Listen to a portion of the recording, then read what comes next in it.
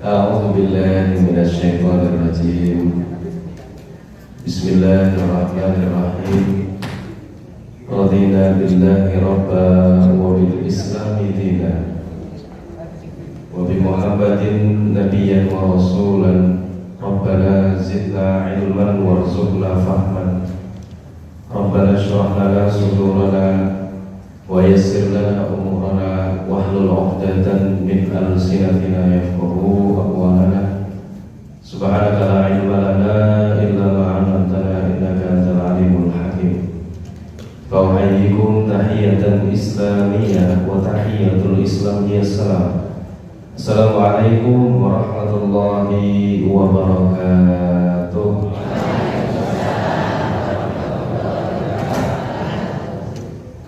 Sehat sedaya Bapak Ibu. Alhamdulillah. Tasih semangat napa mboten? Masih. Pangling napa mboten? Mboten. Tasih padha irenge kok iki. Pundak putih ngapusi ya. Bersih. Bapak Ibu sekalian yang dirahmati Allah Subhanahu wa taala, bisa berjumpa kembali dalam fursah mulia, kesempatan yang luar biasa mahal dari Allah Subhanahu wa taala. Setelah sekian lama kami mengembara, beberapa bulan, kurang lebih setengah tahun kita tidak berjumpa, tidak bersua dalam kesempatan Sabtu pagi seperti ini. Tapi alhamdulillah, qadarallah wa masya'a fa'ala, Allah masih memberikan usia kepada kita untuk kembali berjumpa. Alhamdulillahirabbil alamin. Asraf napa mboten? Asraf ini jujur ya. Mula kok niki mau kipas anginnya dipateni. Ada ibu-ibu yang masih. Oh, ada. Alhamdulillah. Saya kira bapak-bapak ini banyak yang i'tikaf tadi malam gitu, Pak. Ibu-ibu ada. Ibu-ibu juga. Bapak Ibu sekalian yang dirahmati Allah Subhanahu wa taala, alhamdulillahirabbil alamin. Alhamdulillahi bari'in nasam wa khaliqil lawhi wal qalam. Ahmaduhu ta'ala ala ma asda wa an'am, wa asyhadu anna nabiyyana Muhammadan abdullah wa rasuluhu al-hadi ila sabilil aqwam. Alhamdulillahilladzi bi ni'matihi tatimmus shalihat wa bi taufiqihi tatahaqqaqul ghayat. Asyhadu an la ilaha illallah wahdahu la syarika lah, wa asyhadu anna nabiyyana Muhammadan abdullah wa rasuluhu la nabiyya wa la rasula ba'da. Amma ba'du, fa ya ayyuhal hadirun, usikum wa iyaya nafsi bitaqwallahi azza wa jalla. Haitsu qala tabaraka wa ta'ala fi kitabihil karim, a'udzu billahi minasyaitonir rajim. Wa may yattaqillaha yaj'al lahu makhraja wa yarzuqhu min haitsu la yahtasib. Wa may yatawakkal 'ala Allahi fa huwa hasbuh. Amma ba'du. Bapak-bapak dan ibu sekalian yang dirahmati Allah Subhanahu wa taala, marilah pertama-tama kita panjatkan terlebih dahulu puja dan puji syukur kita kepada satu-satunya zat yang berhak dan pantas untuk kita syukuri kepadanya. Tidak lain, tidak bukan adalah Allah Subhanahu. Kenikmatan iman, kenikmatan Islam, kenikmatan sehat, kenikmatan sempat masih disampaikan kepada hari ke-29 dari bulan Ramadan ini. Tidak lain, tidak bukan seluruhnya adalah nikmat dari sinten Bapak Ibu. Bapak Ibu nyangka atau tidak? Kemarin kira-kira kepikiran atau tidak? Kok saya bisa sampai pada hari ini ya? Maka alhamdulillah, sekali lagi tidak ada yang bisa kita balaskan kepada Allah kecuali hanya sekedar untayan rasa syukur kita. Alhamdulillah. Salawat dan salam semoga senantiasa tercurah kepada junjungan kita, Nabi besar kita, Nabi Agung Muhammad Sallallahu Alaihi Wasallam, dan semoga kita termasuk ke dalam golongan umat beliau yang nanti mendapatkan syafaat fi yaumil akhir. Amin ya rabbal alamin. Di saat nanti Bapak Ibu ketika hari kiamat itu kita saling berlarian satu sama lain. Bapak Ibu sudah tidak ingat siapa itu istrinya, ibu-ibu sudah tidak ingat siapa itu suaminya, tidak ingat lagi siapa anak-anaknya, saudara-saudaranya, sudah lupa semuanya. Yauma yafirrul mar'u min akhihi, pada hari itu orang-orang itu yafir itu saling berlarian satu sama lain. Pun kados semut nek digebrok itu bubar ya, saling berlarian kemana arahnya. Kita ini semua orang yafirul mar'u min akhihi, sudah meninggalkan satu sama lain, akhi, saudara-saudaranya, wa ummihi wa abihi, dan juga ibunya dan juga bapaknya, wa sahibatihi wa banihi, dan juga pasangan-pasangannya dan juga anak-anaknya. Semua sudah lupa, tidak ada ingat satu sama lain. Tapi ada satu sosok manusia, Bapak Ibu bayangkan, yang tidak akan pernah lupa dengan kita sama sekali. Sinten? Nabi Muhammad Sallallahu Alaihi Wasallam. Orang yang paling sibuk nanti ketika hari kiamat adalah Nabi Muhammad Sallallahu Alaihi Wasallam, untuk menyelamatkan umatnya, memberikan syafaat kepada orang-orang yang dulu pernah bersyahadat kepadanya. Kan ibu-ibu bapak itu sehari berapa kali bersyahadat Bapak Ibu? Yang tidak terasa diucapkan itu dalam sholat, kan kita bersyahadat gitu, asyhadu an la ilaha illallah wa asyhadu anna Muhammadar Rasulullah. Umatku dicarinya oleh beliau, menyelamatkan umatnya yang ada keimanan di dalam dirinya. Bahkan keimanan sebesar biji jagung diselamatkan, keimanan sebesar biji sawi sama beliau diselamatkan.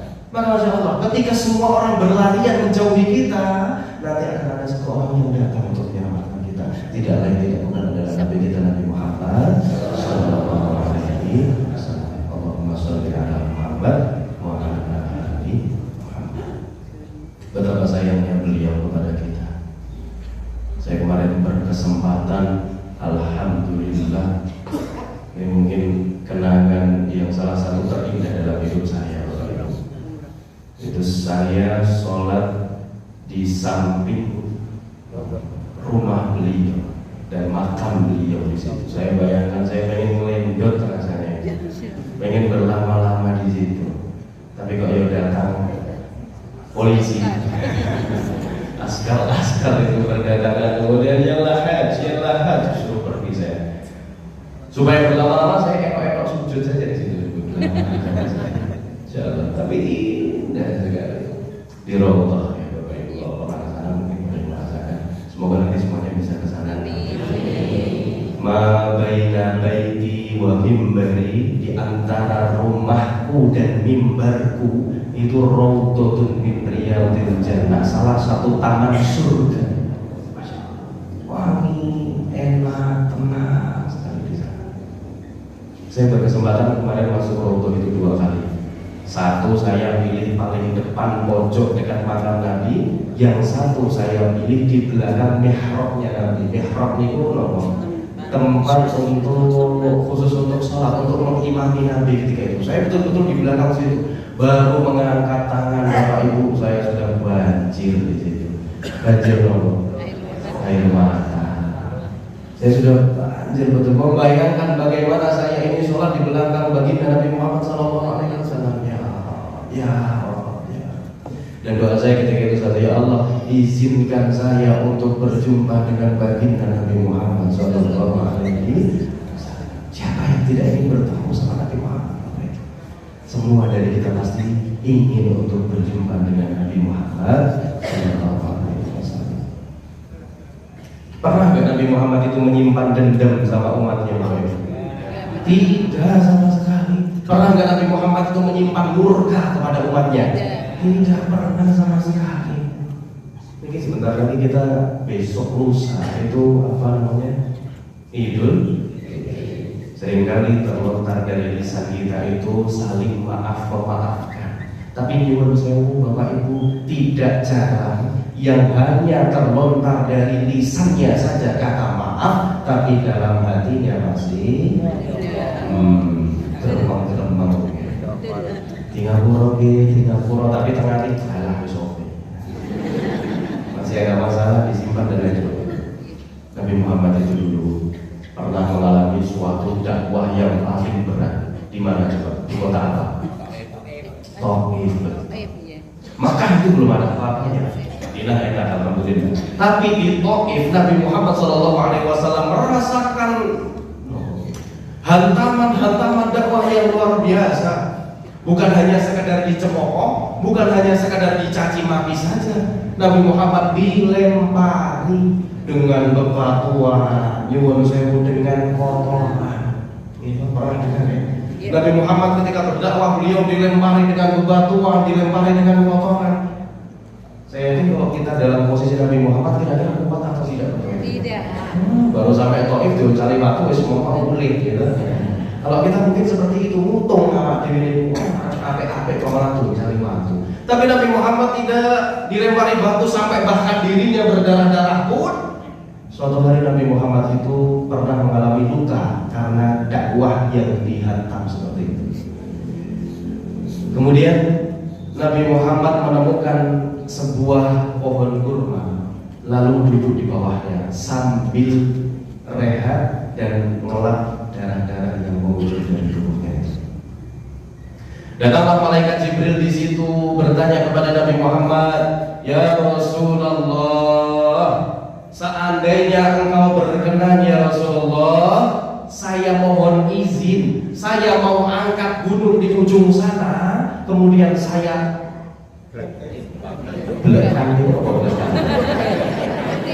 timpa. Saya timpakan kepada para penduduk Taif itu ya Muhammad. Ya Rasulullah, seandainya engkau berkenan, saya angkat gunung di ujung sana, kemudian saya timpakan kepada para penduduk Taif. Karena sudah saking marahnya malaikat Jibril melihat kekasih Allah itu seperti itu kan. Malaikat saja marah kalau itu melihatnya. Tapi coba jawaban Nabi Muhammad bagaimana? Jangan malaikat Jibril. Mereka itu adalah umatku yang suatu hari nanti pasti akan beriman kepada Allah dan beriman kepadaku. Mereka hanya belum tahu saja. Sambil ngelap darahnya tadi, masya Allah, kurang baik apa? Itulah contoh di mana Rasul kita tidak pernah sedikit pun menyimpan amarah, tidak pernah sedikit pun menyimpan dendam kepada sesamanya. Bahkan sesaat sebelum beliau meninggal, yang diingat-ingat siapa Bapak Ibu? Antum, kita, bapak-bapak, ibu-ibu itu sudah jauh-jauh hari 1446 tahun yang lalu itu diingat oleh beliau. Ummati. Padahal di sampingnya ada Aisyah istrinya. Kenapa bukan Aisyah yang disebut? Ya Aisyah bukan. Padahal di depannya ada menantunya Ali bin Abi Thalib. Kenapa bukan Ali bin Abi Thalib yang disebut Ali bin Abi Thalib? Bukan. Kenapa bukan kedua sahabatnya yang selalu menyertainya yang disebut? Tidak. Tapi kita yang bahkan belum pernah dijumpai oleh Rasulullah itu sudah disebutkan jauh-jauh hari. Ummati. Pernah suatu hari Bapak Ibu, saya mendengar dari sebuah riwayat, Rasulullah SAW itu sudah mendekati hari-hari terakhirnya, dalam artian sudah sepuh, sudah sakit begitu. Kemudian Rasul itu setelah melakukan haji wada itu haji perpisahan. Kemudian naik ke atas mimbar beliau. Di atas mimbar beliau berkhutbah. Setelah itu ada momen di mana beliau itu menanyakan sesuatu kepada para jamaah di situ. Wahai sahabat-sahabatku, apabila kiranya di antara antum semua ini masih ada yang memiliki urusan denganmu, maka katakanlah hari ini kita akan selesaikan hari ini. Sekali bilang tidak ada yang mau mengaku. Kemudian untuk yang kedua kalinya, wahai sahabat-sahabatku, apabila ada yang masih memiliki urusan denganku, maka sampaikanlah kepadaku, akan kita selesaikan hari ini. Dua kali tidak ada yang mengaku. Akhirnya untuk yang ketiga kalinya ada salah seorang yang berdiri di antara para jamaah di situ Bapak Ibu. Ia bernama Ukasyah. Pernah mendengar nama Ukasyah? Iya. Ukasyah kira-kira sudah sepuh. Usianya sudah hampir senja seperti itu. Senja itu usia pinter berarti gitu. Nek senja itu pelakon ajeng maghrib gitu berarti. Nek maghrib itu pun petang gitu berarti ya kira-kira usia 60-70 gitu, 60-an lah kata-kata di situ. Berdirilah Ukasyah kemudian berkata kepada Rasulullah, ya Rasulullah, mohon maaf ya Rasulullah, dulu entah itu sengaja atau tidak disengaja engkau pernah mencambukku ya Rasulullah. Jadi nggak tahu ketika itu sengaja atau tidak sengaja. Ketika orang engkau itu pernah mencambukku ya Rasulullah, maka kalau boleh izin saya ingin mencambukmu ya Rasulullah. Kemudian Rasulullah SAW menyuruh kepada Bilal untuk mengambil cambuknya. Ya Bilal, ambil cambukku di rumahnya Fatimah katanya. Berdirilah di situ Umar bin Khattab, Abu Bakar As-Siddiq, Utsman bin Affan, Ali bin Abi Thalib dan lain sebagainya. Apa yang marah? Ya Ukasyah, jangan kau cambuk Rasulullah, cukup cambuk aku saja kata beliau seperti itu. Tapi tidak. Sudah, ini urusan antara aku dengan Ukasyah, maka harus kita selesaikan berdua. Sekarang ambil cambuknya dan berikan kepada Ukasyah. Betul diberikan cambuknya kepada Ukasyah. Ketika itu Ukasyah sudah memegang cambuk, kemudian kata Ukasyah sampai seperti ini, ya Rasulullah, nyuwun sewu. Dulu ketika engkau tidak sengaja mencambukku itu, aku tidak memakai baju. Apa yang dilakukan Rasulullah itu? Melepas bajunya, kemudian menyediakan punggungnya untuk dicambuk oleh Ukasyah. Sudah siap untuk dicambuk oleh Ukasyah. Ternyata Ukasyah melemparkan cambuknya dan bergegas untuk memeluk Rasulullah Sallallahu Alaihi Wasallam. Bapak Ibu, seorang Rasul yang mulia saja sudah terjamin surganya, sudah dibebaskan dari neraka, tidak ingin ada masalah antara dengannya dengan orang lain di sekitarnya. Ini yang kadang-kadang kita luput, Bapak Ibu. Membiarkan antara kita dengan orang lain ada masalah, kemudian dibiarkan begitu saja, dilupakan begitu saja. Gimana benar? Gimana? Sodom wonten masalah, ada suatu apa dengan saudara, ada apa dengan tetangga, kemudian dibiarkan begitu saja. Padahal nanti Bapak Ibu, kita ini tidak akan selesai urusan antara orang Adam kecuali memang sudah selesai urusannya dengan orang itu.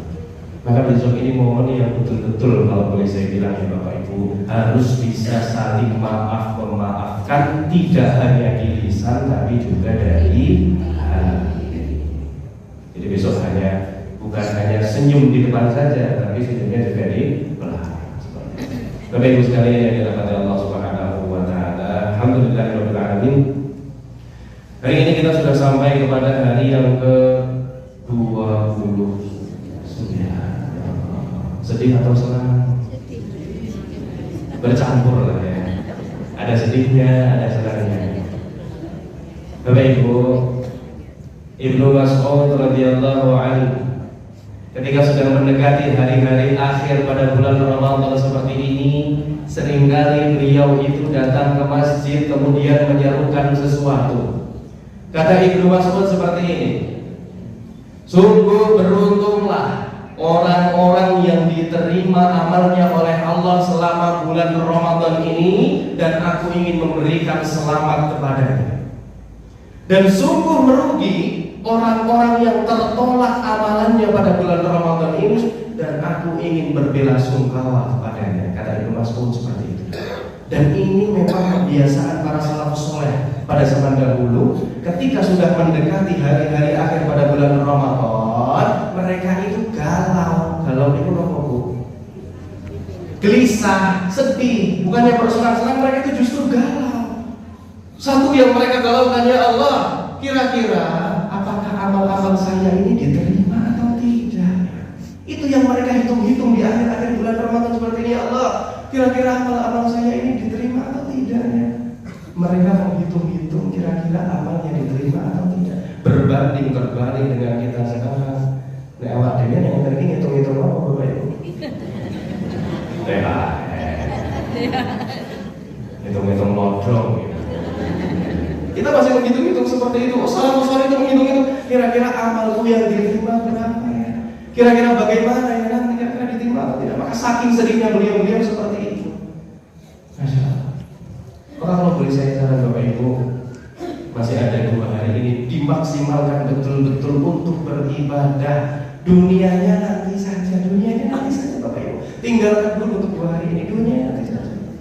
Maka fokuskan betul-betul diri kita ini untuk beribadah kepada Allah Subhanahu wa Ta'ala. Sholat malamnya saya berkeliling di beberapa masjid, alhamdulillah sudah ada kemajuan. Bukan semangatnya yang semakin maju, tapi ternyata softnya yang semakin maju. Musola dan masjid semakin sepi, sedangkan tempat perbelanjaan semakin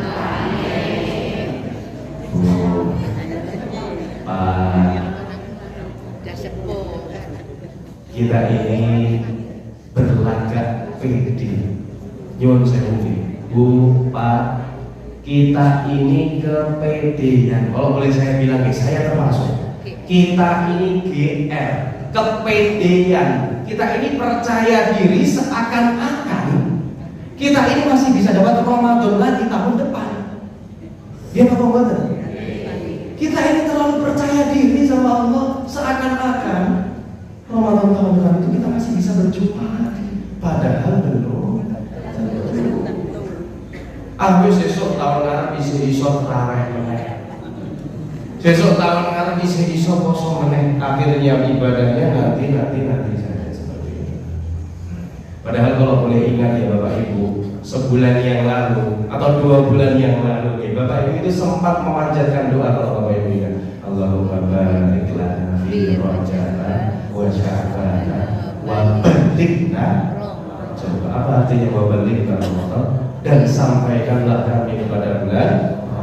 Sekarang kata Allah, kamu itu sudah disampaikan kepada bulan Ramadan. Mana kemarin yang minta puasa? Wingi jalo poso kok saya kira belum. Ya Allah, saya ingin terawih ketika bulan Ramadan. Mana kemarin yang minta terawih? Kemarin katanya minta terawih, sudah sampai bulan Ramadan kok malas deh. Sinten niku?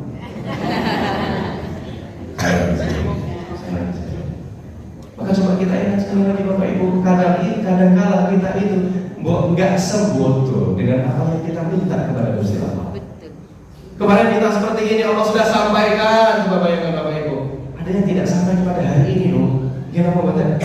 Ada yang tidak sampai kepada hari ini, ada yang tidak sampai kepada hari ini. Nanti saya ceritakan sedikit ya. Insyaallah Bapak Ibu sekarang dari Allah Subhanahu Wa Taala.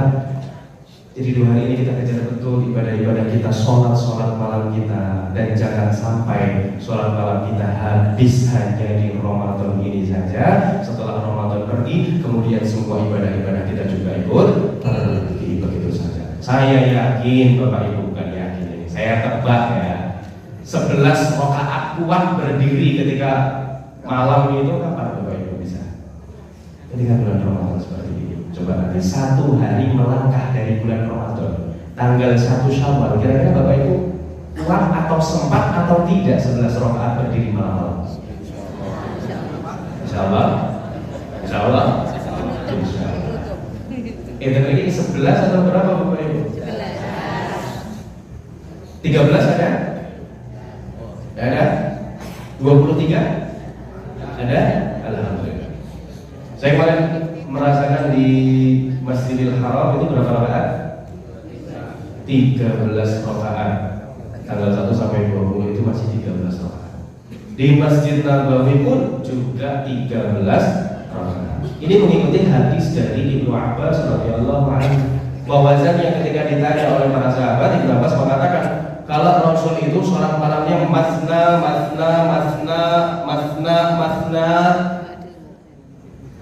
Masna, ada satu riwayat mengatakan 2 dikali 6, jadi berapa?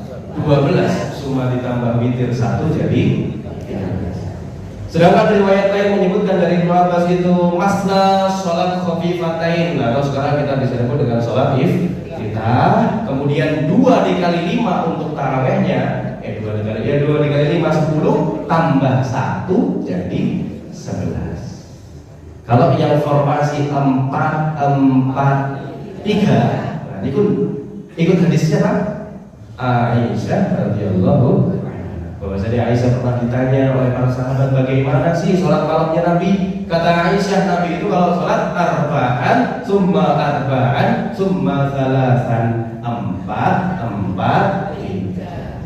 Bukan 4-3-3. 4-3-3 itu formasi. Masih berbeda. 4-4-3 itu kata Aisyah seperti itu. Kemudian Aisyah menambahi wala tas'al an tulihinna wa husnihinna. Tapi ojo takon bagaimana baiknya sholat Nabi, bagaimana panjangnya sholat Nabi, kalian tuh tidak usah tanya. Kok enten sahabat niku sing penasaran. Lah terus pripun to memangnya bagaimana panjangnya sholat Nabi, bagaimana baiknya sholat Nabi? Kata Aisyah, wis sesuk melu ora apa-apa. Besoknya ikut Bapak Ibu para sahabat-sahabat itu sholat bersama Allahu Akbar, sholat malam ditunaikan. Rakaat pertama yang dibaca apa masih ingat? Al-Baqarah sampai selesai. Belum selesai. Dikiranya mau rukuk, ternyata masih lanjut surat Ali Imran sampai selesai. Berhenti sebentar, ternyata lanjut lagi sampai surat An-Nisa sampai selesai. Barulah ketika itu Nabi Muhammad rukuk 5 juz 4 halaman, 1 rakaat. Berapa juz Bapak Ibu? 5 juz 4 halaman. Ajeng nyobi apa mboten? Salam saya kadang-kadang kita itu nyuwun saya mungkin Bapak Ibu ini pada nek rampung tarawih itu biasanya jam pinten ta? Jam 8 kok ngebut Pak Ibu. Setengah 9 gitu. Dong 8:30 selesai Bapak Ibu itu ngomong biasanya. Kok suwe to imamnya? Jam 9. Coba bayangkan Bapak Ibu. Dulu Nabi Muhammad 1 rakaat itu 5 juz 4 halaman. Selesainya jam berapa kira-kira ya? Allah. Padahal kemarin saya yang di Zamadin itu 3/4 juz. Satu kali sholat tarawih 3/4 juz. Itu kurang lebih selesai jam setengah 11 malam. Jadi tarawih itu kalau lebih setengah 11. Itu kalau di Masjidil Haram, kalau di Masjid Nabawi sedikit lebih lama sampai jam kurang lebih jam 11 itu baru selesai tarawih. Tapi enak Bapak Ibu ya, karena bacaannya juga ya, 5 juz 4 halaman yang dibaca oleh Rasulullah SAW. Besoknya sahabat kira-kira datang lagi enggak ke rumah Nabi? Akhirnya sahabat-sahabat tidak kembali ke rumah Nabi lagi. Ternyata ini rofak, ini terlalu tinggi, ini terlalu sulit bagi kami. Nabi Muhammad SAW. Itulah di riwayat lain kenapa disebutkan Aisyah itu sempat bertanya kepada Nabi Muhammad, ya Muhammad, alam takun madmuman, bukankah kamu itu sudah dijamin surganya? Alam takun ma'suman, bukankah kamu itu sudah dibebaskan dari neraka, sudah terhindar dari dosa-dosa? Tapi kenapa masih mau sholat malam sampai kakinya? Apa saya sampaikan di sini? Nabi Muhammad jawabnya simpel. Apakah aku tidak boleh menjadi hamba yang bersyukur kepada Allah? Jadi wujud syukurnya Nabi Muhammad itu sholat malam sampai kakinya bengkak. Itu karena terlalu lama berdiri dalam sholat. Nah, awak jadi bengkaknya mergo samuran. Samuran aku terus mau.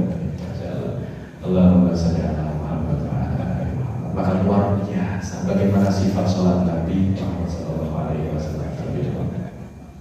Nah, kemudian saya pernah juga tadi yang 13 sudah, yang 11 sudah hadisnya. Kemudian saya di Turki, Bapak Ibu, itu ikut sholat yang qadarullah 23 rakaat.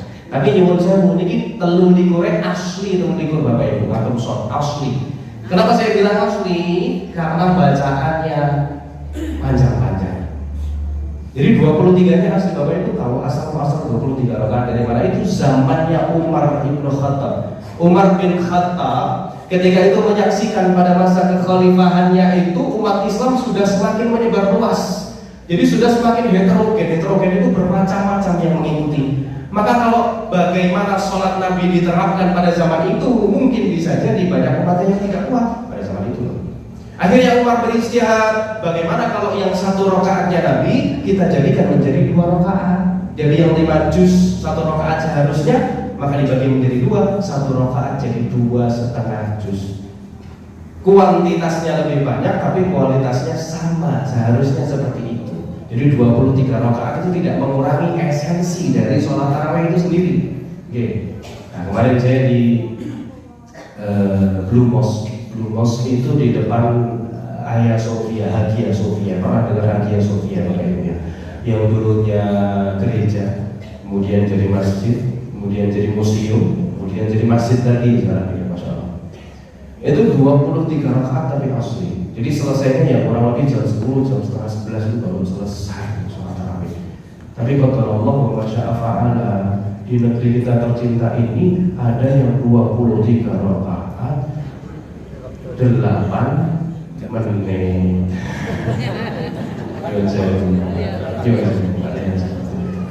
Allahu a'lam bis-shawab. Saya tidak ingin menyalahkan, saya belum belajar sampai sana. Mungkin Allahu a'lam bis-shawab. 23 rakaat 8 menit itu, nek bapak ibu, saya yakin malah pegel-pegel dengan saya nih bapak-bapak, sepuh-sepuh yang lagi malah ingin nanti kambuh.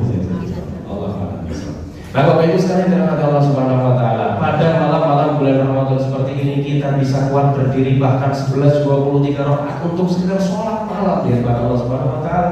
Jangan sampai ketika Ramadan sudah berlalu kemudian kita juga melewatkan begitu saja sholat malam kita.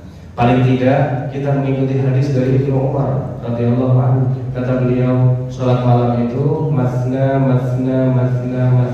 tidak disebutkan sampai berapa. Kemudian ditutup dengan zikir seperti itu. Jadi boleh saja Bapak Ibu nanti kalau sudah di luar bulan Ramadan, kiranya pulang kerja kok agak capek, tidur bangun-bangun kok sudah jam 4, sebentar lagi sudah subuh itu, maka cukup 2 tambah 2 tambah 1. Atau bahkan kalau mepet sekalipun sudah mau adzan subuh, 2 tambah 1. Qala Ibnu Umar radhiyallahu anhu seperti itu. Ya, jadi jangan sampai begitu pula bagaimana terlewatnya ibadah-ibadah kita di bulan Ramadan yang mulia ini. Bapak Ibu sekalian yang dirahmati Allah Subhanahu wa taala, sekali lagi bahwasanya Ramadan ini akan segera berlalu, maka sepatutnya boleh kita berbahagia untuk menyambut hari yang fitri, tapi selebihnya kita juga harus bersedih hati karena tidak ada yang bisa menjamin apakah kita bisa berjumpa dengan bulan Ramadan lagi di tahun-tahun yang akan datang. Saya tanya Bapak Ibu, Ramadan itu tahun depan ada atau tidak?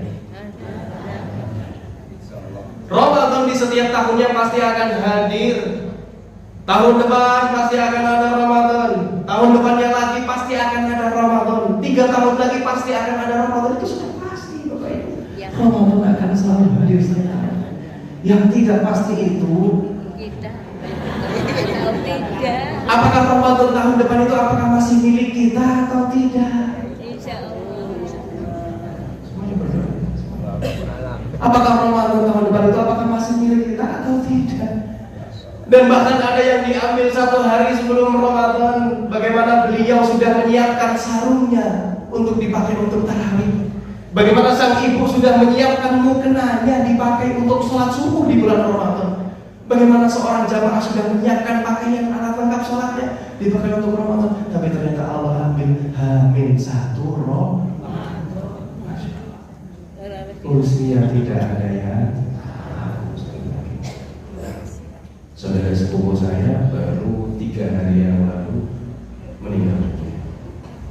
Sepupu saya dari ibu. Saya berkesempatan untuk menyaksikan langsung bagaimana saat-saat setelah dari wafatnya almarhumah seperti itu. Sampai ketika saya datang, kemudian saya sudah melihat wajahnya seperti itu. Dalam hati saya ketika itu hanya satu, Bapak Ibu. Di sini keluarganya menangis, di sini Pak D Budinya itu menunggui di sekeliling kasurnya itu. Dalam hati saya terbersit satu, ya Allah, suatu hari nanti saya juga akan merasakan hal yang sedemikian rupa. Saya terbujur kaku, sudah tidak bisa apa-apa. Mungkin bisa jadi ketika itu Bapak Ibu saya ada di sekeliling saya, anak-anak, istri saya ada di sekeliling saya. Istri kok istri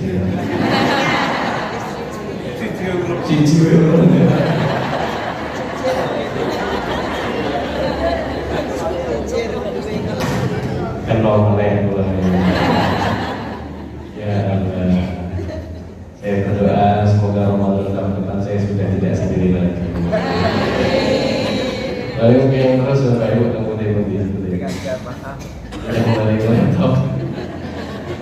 Saya membayangkan hal yang sedemikian rupa Bapak Ibu, bahwasanya suatu hari nanti pasti kita akan terbaring dan di sekeliling kita itu orang-orang yang mengantarkan kematian kita. Pasti, boleh saya bilang, pasti. Tidak ada yang bisa menyangkal, tidak ada yang bisa memajukan, tidak ada yang bisa memundurkan, semua itu akan terjadi dan pasti.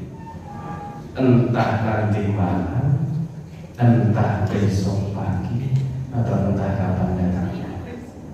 Bapak Ibu, indah sekali ya ketika kita bisa meninggal dalam keadaan yang sebaik.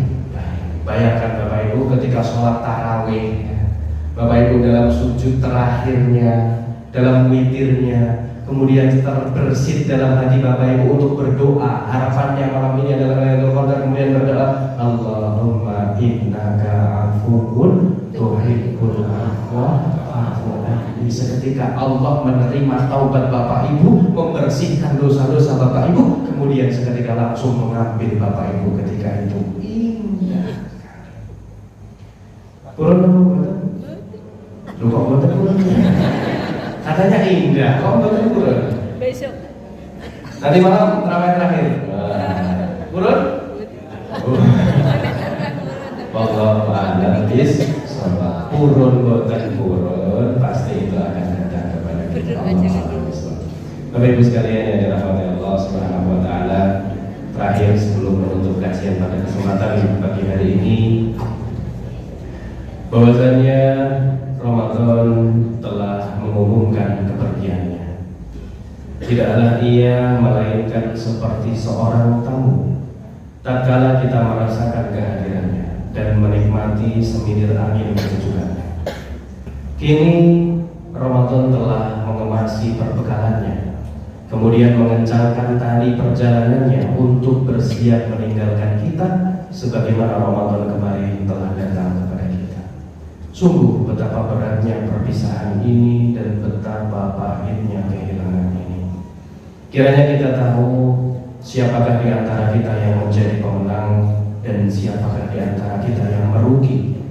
Siapakah di antara kita yang diterima amalnya dan na'udzubillah siapakah di antara kita yang tertolak amal-amalnya. Rasanya seperti baru kemarin manusia berbondong-bondong untuk melihat hilal kedatangannya, dan ternyata kini mereka telah bersiap untuk melihat hilal kepergiannya. Rasanya baru saja kemarin kita menyambutnya dan saling memberi kabar gembira akan kehadiran bulan Ramadan. Namun hari ini ternyata kita telah bersiap untuk mengucapkan selamat tinggal kepadanya. Kita bersedih karena kepergiannya dan merasakan pilu karena kehilangannya. Begitulah dunia Bapak Ibu sekalian yang dirahmati Allah. Ia tidak pernah tetap dalam satu keadaan. Bahkan angin yang sepoi pun tak selalu berhembus dengan lembut. Akhirnya hari-hari berlalu dan tak akan pernah kembali. Dan ketahuilah bahwasannya setiap hari yang meninggalkan kita sesungguhnya mendekatkan kita pada ajal dan mengurangi jatah usia kita. Maka orang-orang yang berbahagia adalah siapa saja yang berlalu darinya hari-hari di bulan Ramadan dan semakin mendekatkan diri kepada Sang Pencipta, semakin menjauhkannya dari hal-hal yang dimurkainya. Maka sebetulnya orang-orang yang berbahagia adalah orang-orang yang yakin bahwasannya dunia hanyalah tempat persinggahan sementara dan bukan tempat peristirahatan untuk selama-lamanya. Semoga kita semua bisa mendapatkan kemuliaan di akhir bulan Ramadan ini, dan kita masih bisa disampaikan kepada bulan-bulan Ramadan di tahun-tahun yang akan datang. Amin. Bapak Ibu sekalian yang dirahmati Allah Subhanahu wa taala, tidak terasa sudah sampai jam 7:05. Maka kita tutup kajian kita pada kesempatan pagi hari ini dengan berdoa bersama-sama.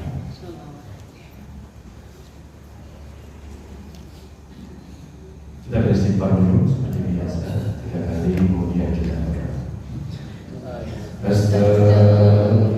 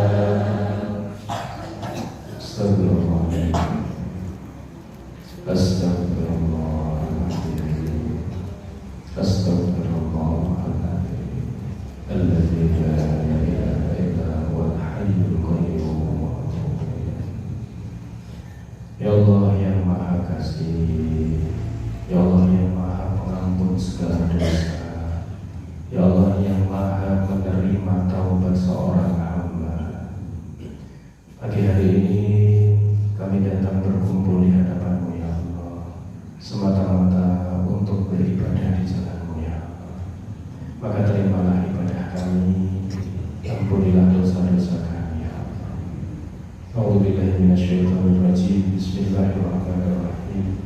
Alhamdulillahirabbil alamin. Allahumma shalli ala Muhammad wa ala ali Muhammad. Hamdan na'imin, hamdan syakirin, hamdan yuwafi ni'amahu wa yukafi'u mazidah. Ya Rabbana lakal hamdu kama yanbaghi li jalali wajhikal karim wa 'azimi sultanik.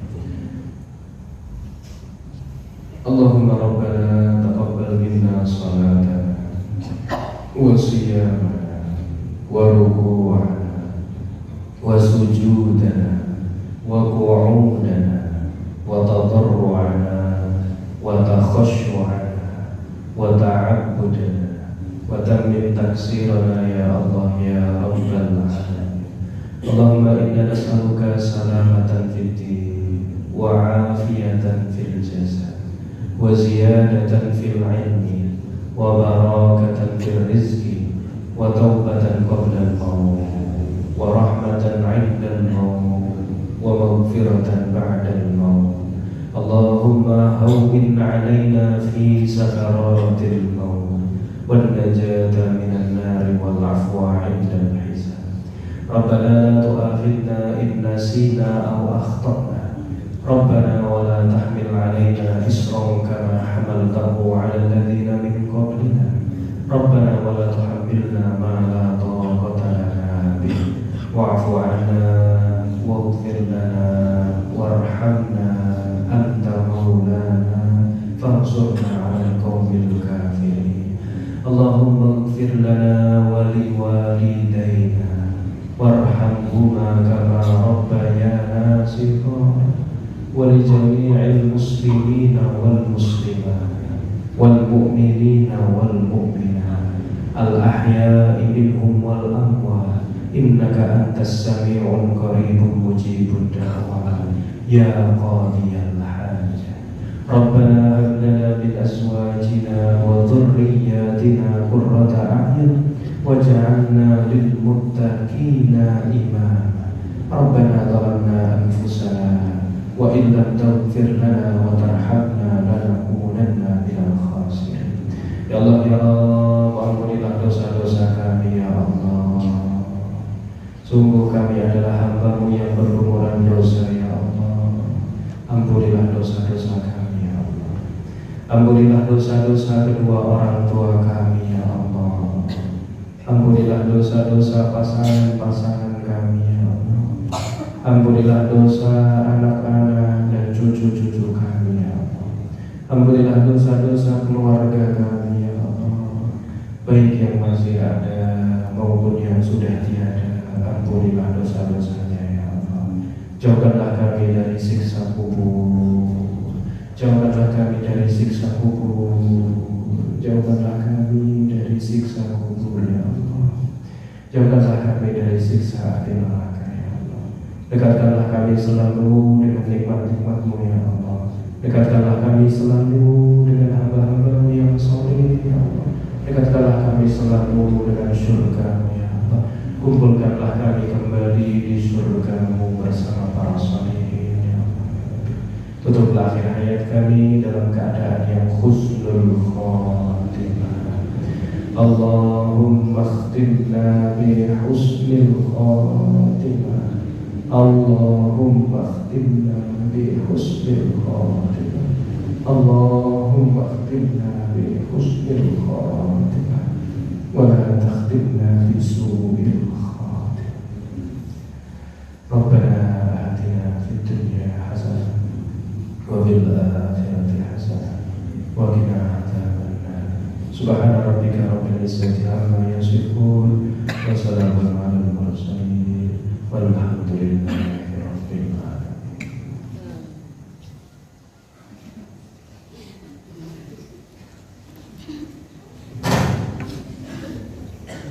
Terima kasih Bapak Ibu sekalian yang dirahmati Allah Subhanahu wa taala.